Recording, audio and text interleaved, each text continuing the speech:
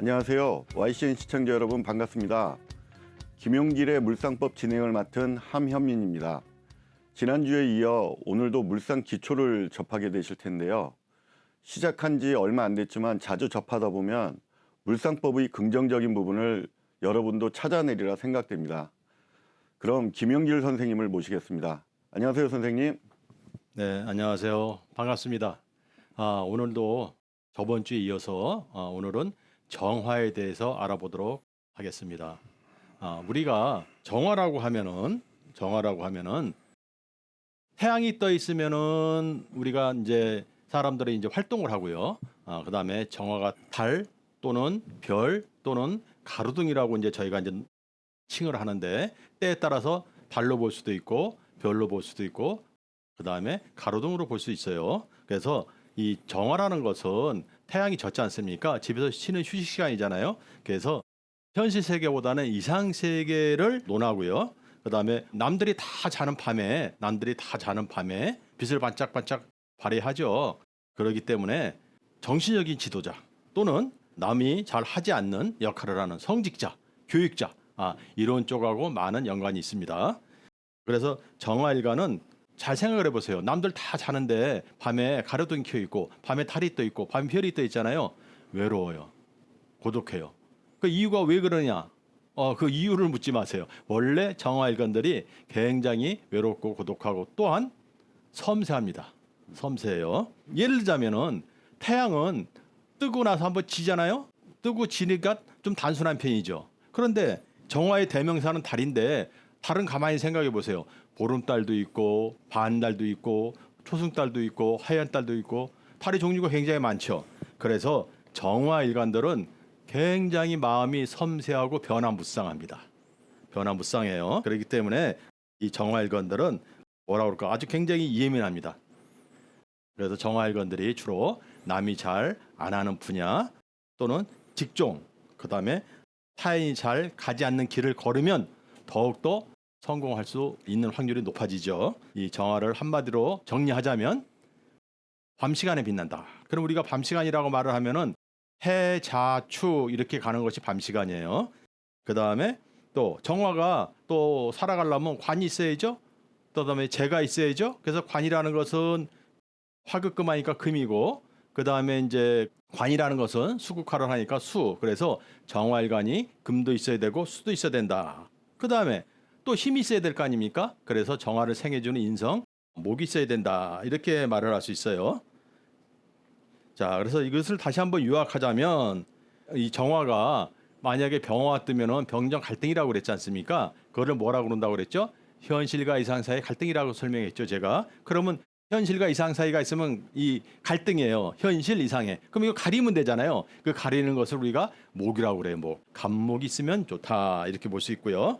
그다음에 낮 시간이 되면 힘을 발휘 못해요. 힘을. 그래서 밤으로 운이 흘러야 된다. 그것이 가장 대표적인 게 해, 자, 추, 밤으로 흘러야 된다. 이렇게 말씀을 드릴 수 있어요. 그다음에 이제 정화가 그래서 요약을 하면은 정화는 우리가 임수하고 원국에 임수가 있으면 정임합을 하고 있어요. 그때는 우리가 달이라고 논하고 그다음에 임수 외에 다른 물이 있으면 그때 우리가 별이라고 논하고 그다음에 물이 하나도 없다 원국에 그땐 제가 가로등이라고 칭하겠습니다. 앞으로 이 정화가 나오면 달이나 별 혹은 제가 가로등이라고 칭할 거예요. 예, 그럼 정화는 되게 섬세한 일주네요, 그럼. 그렇죠. 예. 제가 서두에 말씀드렸다시피 정화는 다른 일주에 비해서 변화가 무쌍하기 때문에 굉장히 섬세하고 그다음에 뭐라 그럴까 감성적이고 그래요. 그래서 정화 일간들은 마음이 이렇게 잘 변합니다. 그거를 염두에 두셔야 돼요. 자, 그러면 이제 정화가 이제 식간을 이제 만날 때 어떤 변화가 있는지에 대해서 한번 알아보도록 하겠습니다. 자, 이제 정화가 간목을 만나면 갑을 꽃피게 하죠. 그렇죠? 간목이라는 건 나무인데 이 나무가 정화를 만나면 꽃을 피는 거예요. 그런데 또 하나는 갑이 목생활에 정화를 생해줘요. 근데 정화는 병화에 비해서 작은 불이고 간목은 큰 나무잖아요. 그래서 목생애가 아주 그 뭐라 그럴까 원활하지 않죠. 그렇죠? 그러나 큰 장작을 넣으면은 불은 오랫동안 타죠. 확 타진 않지만 특히 그 감목이 수생목을 받고 있으면 더더욱 그러하죠. 더더욱 그래해요. 그래서 그걸 갖다가 우리가 이렇게 표현하죠. 수생목 받은 감목이 정화를 생하고 있다. 그러면은 생을 해주긴 해주는데 한 번에 샥 시원스럽게 생해주지 못하지만 조금씩 오래 간다. 우리 주위에 보면 그런 분들이 있잖아요. 몸이 약한 것 같아. 골골 그래. 근데 100년을 살아. 우리가 골골백년이라고 그러지 않습니까? 예. 이제 그런 예를 들어볼 수 있죠. 그다음에 이제 정화가 을목을 만나면 목생화로서 생을 받아요. 그래서 을목은 정화를 생해주기 좋죠, 아주. 그래서 을목이 정화를 만나면 우리가 이런 표현을 하죠. 호로록 타버린다 이런 말까지 해요. 또 원국에 금이 없다. 금이 없는데 정화일간이 금이 없다. 그럼 재가 없다는 얘기지 않습니까? 그럴 때는 을이 을경합으로 경금이라는 재도 끌어오는 매개물이 된다. 이렇게 보시면 돼요. 예를 들어서 운동선수도 이제 그런 종목이 있을 거잖아요. 예를 들어서 순간적으로 힘을 써야 되는 운동이 있고 엽기처럼 순간적으로 아니면 지구력을 가지고 꾸준히 해야 되는 운동이 있고 그렇지 않습니까? 그러면 순간적으로 이렇게 힘을 써야 되는 이런 운동이라는 것은 예를 들어서 을목이 정화를 생해주는 경우. 그렇죠? 그럼 순간적으로 확 폭발적으로 힘이 나죠. 그다음에 지구력을 가지고 꾸준히 가야 되는 것은 간목이 정화를 생해주는 경우. 이렇게 나눠볼 수도 있겠죠. 자, 그다음에 이제 정화가 병화를 만났을 경우, 이렇게 정화가 병화를 만났을 경우, 이럴 경우는 우리가 뭐라고 하냐면 병정 갈등이다 이렇게 설명을 해요. 예. 병정 갈등이다. 즉 정화 달이나 별이나 가로등 입장에서 태양이 떠 있으면 이거는 효용 가치가 없죠. 자, 우리가 한낮에 단산 선생님, 우리가 한낮에 만약에 가로등이 켜 있으면 우리 단산 선생님 같은 경우는 어떻게 하실 거예요? 구청에 뭐 전화. 그렇죠. 구청에 전화하고 끄라고 그러실 거잖아요. 예. 그러니까 이 태양이 떠 있으면 정화는 빛을 발휘하지 못하는 거예요. 다시 말해서 효용 가치가 없다는 거죠. 예를 들어서 정화일간이 옆에 병화가 있고 자, 이런 사주가 있다고 칩시다. 이런 사주가. 그러면 이 정화가 병화랑 붙어 있잖아요. 예. 이걸 갖다 우리가 병정 갈등이라고 하지만 얘가 떠 있으면 이 정화는 효용 가치가 없다고 그랬죠. 예. 이런 사주를 만년 2등 사주라고 그래요. 아무리 이 정화일간이 공부를 잘한다 하더라도 절대 1등을 하지 못해요. 왜냐하면 병화가 옆에 버티고 있으니까. 그렇죠. 절대 이 병화를 이겨먹지 못하기 때문에 어떤 일이 벌어지냐면 맨날 아무리 공부 잘하고 아무리 재능 있더라도 맨날 2등만 하는 거야. 억울하겠어요? 안 억울하겠어요? 억울하죠. 이게 정화가 네네네. 한마디로 이제 어두워져서 그러는 건가요? 태양이 정화 떠 때문에. 있으니까 예. 가로등은 안 보이죠. 태양이 떠 있으면 달은 안 보이죠. 예. 태양이 떠 있으면 별은 안 보이죠. 능력은 있지만 자기의 두각을 못 나타내는 거야. 그러면 맨날 2등만 하면 억울하잖아요. 딱 한 번 이겨먹을 때가 있어요, 이제. 언제요? 운에서 예. 요 신금이라는 게 와가지고 신금이라는 게 병신합수 이렇게 하잖아요. 예. 병화를 잡아버리는 거. 이때 한번 정화가 병화를 이겨먹어요. 그래서 이 정화가 제일 꺼려하는 것은 병화다. 예. 병정 갈등이기 때문에. 예. 그래서 그것을 갖다가 머릿속에 잘 넣어두시고요. 예. 자, 그다음에 이 병정 갈등이 있으면 아까 제가 설명할 때 병정 갈등이 있으면 뭐라고 그랬냐면 가린다고 그랬지 않습니까? 예. 이렇게 가리면 돼요. 가리면 되는 것이 뭐냐면 그것이 간목이라는 거예요. 간목. 큰 나무로 가려요. 그래서 간목 있으면 좋아요. 네. 예. 또는 시차를 벌려서 멀리 가면 돼요. 시차를 벌려서 멀리 간다는 얘기는 해를 간다는 얘기예요. 여기서 이제 그래서 해를 간다는 어떤 원리나 간목으로 가리면은 편하다는 원리가 이제 여기서 도출돼서 나오는 거예요. 예. 자, 그러면 이제 정화가 정화를 만나면 이럴 때는 달일 때와 별일 때와 가로등일 때가 다 다르긴 다른데 일반적으로 자, 이렇게 생각해 볼게요. 본인이 별이야. 정화의 별인데 하늘에 이렇게 보면 별이 무수히 떠 있잖아요. 예. 별이. 그렇죠? 특히 우리가 여름철에 해변가 가서 하늘을 보면 별이 무수히 떠 있어요. 예. 그러면 별을 하나 딱 보고 나서 다시 한번 눈을 감았다 딱 뜨면 저 별이 어떤 별인지 찾기가 쉬워요, 어려워요? 어렵죠. 쉽지가 않죠. 그 말은 무슨 말이냐? 별이 떠 있으면 예. 나로서 별로서 혼자서 반짝반짝 거리는 그런 존재 가치가 흐려지는 거죠. 그렇죠. 그래서 우리 물상법에서는 이것을 비견이라고 그러잖아요. 모든 비견들은 나하고 경쟁자예요. 어떤 경쟁자냐? 비견이라는 것은 재와 관을 놓고 또는 인성의 생을 받는 걸 놓고 서로 다투는 존재예요. 그래서 정화가 정화를 만나면 일반적으로 뭐라 그럴까 좀 흐려진다 이렇게 생각하시면 돼요. 단 예는 있어요. 예를 들자면은 때에 따라 다르겠지만 가로등이다. 그럼 우리가 시내에 보면 밤에 가로등이 하나 켜 있는 게 아름다워요. 여러 개가 쫙 켜 있는 게 아름답고 밝아요. 어떤 게 뭐 여러 있어요? 개가 그렇죠. 예. 그러니까 가로등일 때는 또 예를 들어서 다를 때는 있어요. 그러나 이제 그런 것은 이제 우리가 이제 사주 원국을 보고 설명할 때 제가 자세히 설명하도록 하겠습니다. 자, 그다음에 이제 정화가 무토를 만나면 이거는 이제 화생토를 해주는 거죠. 화생토를 해주는 거죠. 정화가 무토를 생해주는 거죠. 그렇죠? 예. 그래서 이거는 화생토를 해주지만 다만 무토는 넓은 땅이에요. 그렇죠? 근데 정화는 병화에 비해서 약하죠. 그렇기 때문에 화생토를 해주긴 해주는데 원활하거나 아주 강하게 해주지 못해요. 자, 그다음에 이제 정화가 기토를 만나면 이것도 역시 화생토를 해주죠. 화생토를 해주는데 이거는 무토처럼 기토가 넓거나 크지 않기 때문에 원만하게 화생토를 잘 해줄 수 있어요. 또한 만약에 원국에 목이 없다라고 가정을 해보세요. 목이라는 것은 정화 입장에서 인정도 되고 그렇지만 목이 없다. 그러면 이 기토는 이 목이라는 것을 끌어다 줘요. 기토는. 예. 예. 그래서 목이 없을 때는 정화가 기토를 만나면 기토는 이 간목이라는 것을 끌어다 줄 수 있습니다. 예. 자, 그다음에 정화가 경금을 만나면 근데 제가 이제 우리 단선 선생님한테 질문을 하나 할게요. 자, 정화는 작은 불이라고 그랬잖아요. 예. 경금은 이제 큰 금속이에요. 예. 광석이에요. 예. 그러면 작은 불이 이 경금을 갖다가 원활하게 녹이겠어요? 아니면 녹이기가 어렵겠어요? 아무래도 녹이기가 어렵지 않을까. 그렇죠. 녹이기가 어렵죠. 예. 그래서 정화가 경금은 재는 재죠 금이니까 예. 재인데 이거를 원활하게 취하기가 쉽지가 않아요. 원활하게. 예. 그렇죠. 그러면 이거 못 먹으면 안 되잖아요. 예. 그게 방법이 있죠. 이럴 때는 이 경금을 을경합으로 이렇게 묶으면 예. 예.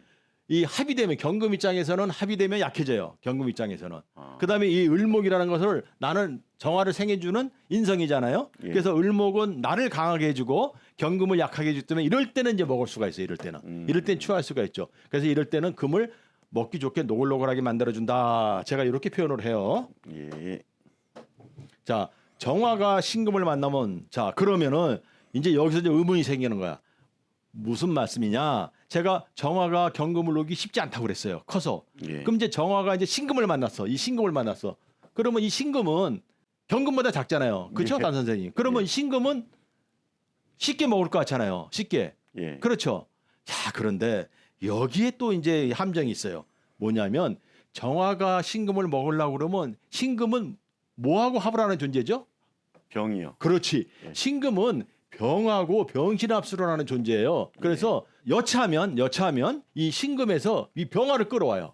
그럼 제가 뭐라고 그랬냐면 정화는 병화가 뜨면은 어두워지고 예. 그다음에 효용 가치가 없다고 그랬잖아요. 예, 예. 그러면 이 정화가 신금을 먹으려고 그러면 병화가 뜨면은 못 먹는 거예요. 아. 그래서 이걸 갖다가 그냥 쉽게 보고 예. 정화가 경금은 커서 먹기 어렵다고 그랬다. 취하기가. 그러면 신금은 작은 재니까 쉽게 먹는구나. 이렇게 생각하시면 이것도 큰 오해예요.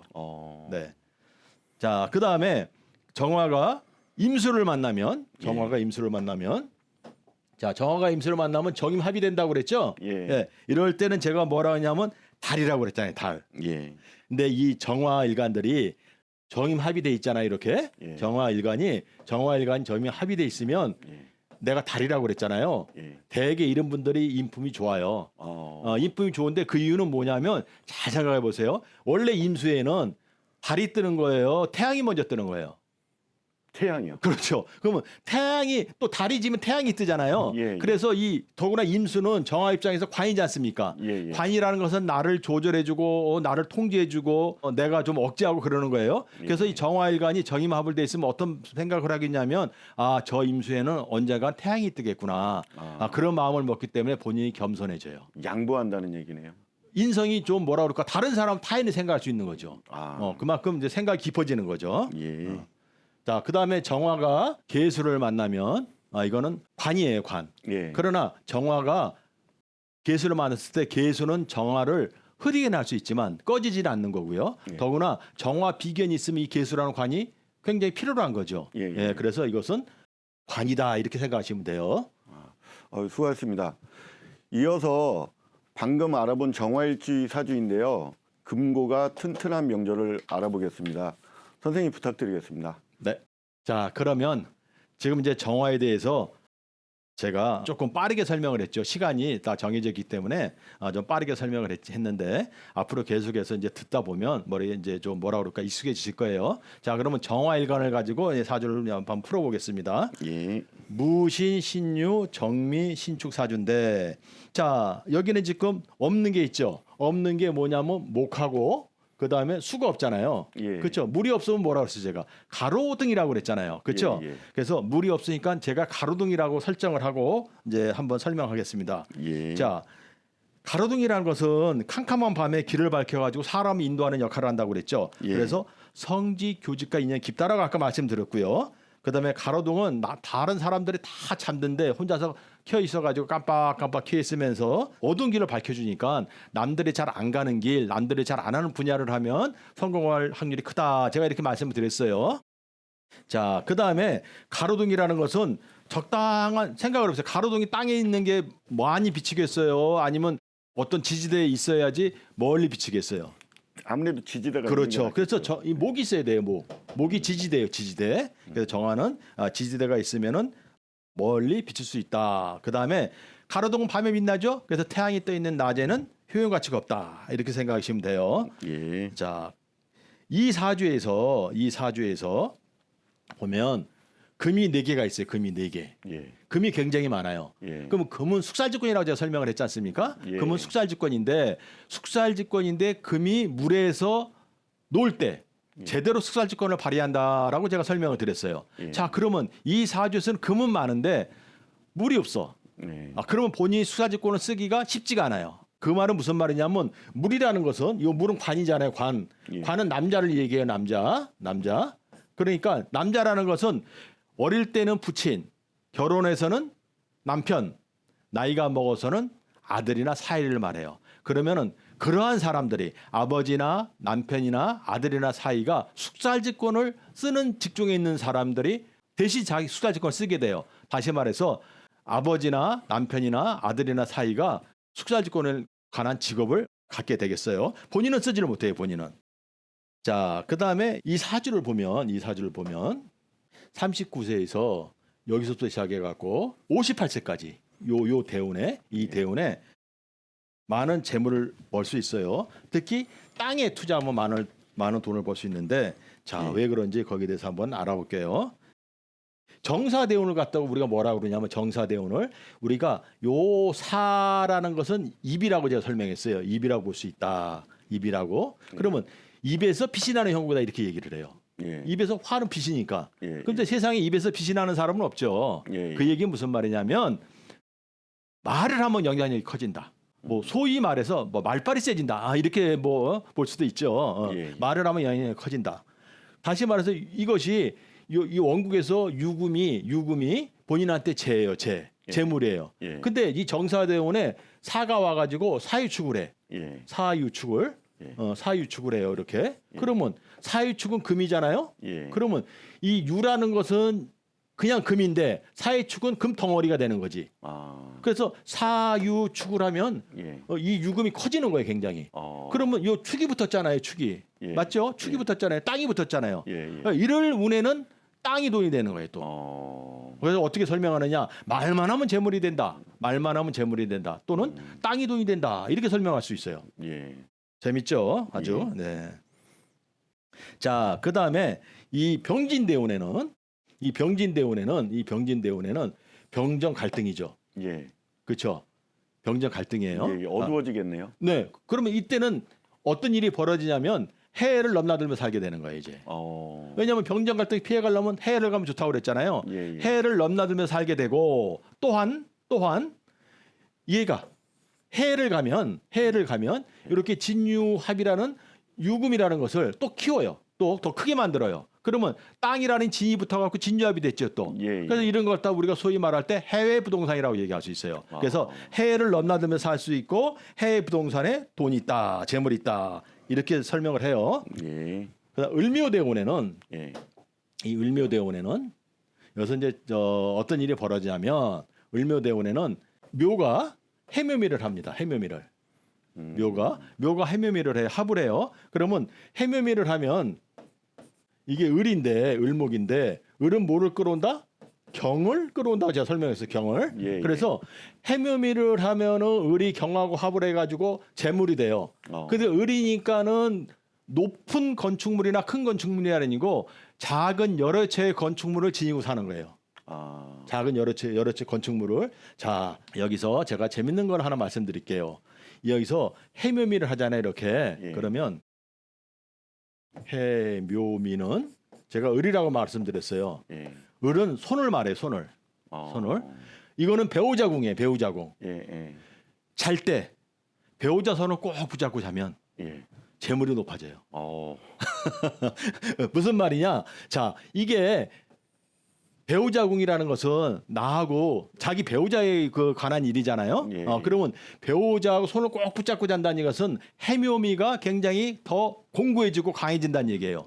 자, 그럼 해묘미가 강해진다는 얘기는 천간의 을목으로 나타나는데 그 을은 을경합으로 경금이라는 재를 자기가 취할 수 있게 만들어줘요. 그래서 이럴 때는 저희가 뭐라고 표현하냐면 잠을 잘 적에도 배우자 손을 꼭 붙잡고 자면 재물이 높아진다라고 제가 설명을 해요. 자, 우리 YCN 유림방송 시청자 여러분도 오늘 저녁부터 주무실 때는 배우자 손을 꼭 잡고 한번 주무세요. 그러면 혹시 압니까? 또 재물이 많이 일어날지도 모르잖아요. 예. 오늘 수고하셨고요. 오늘 천간 정화에 대해서 알아보셨는데요. 여러분들도 오행 정화처럼 캄캄한 밤에도 불을 밝힐 수 있는 삶이 되시기를 바라겠습니다. 고맙습니다.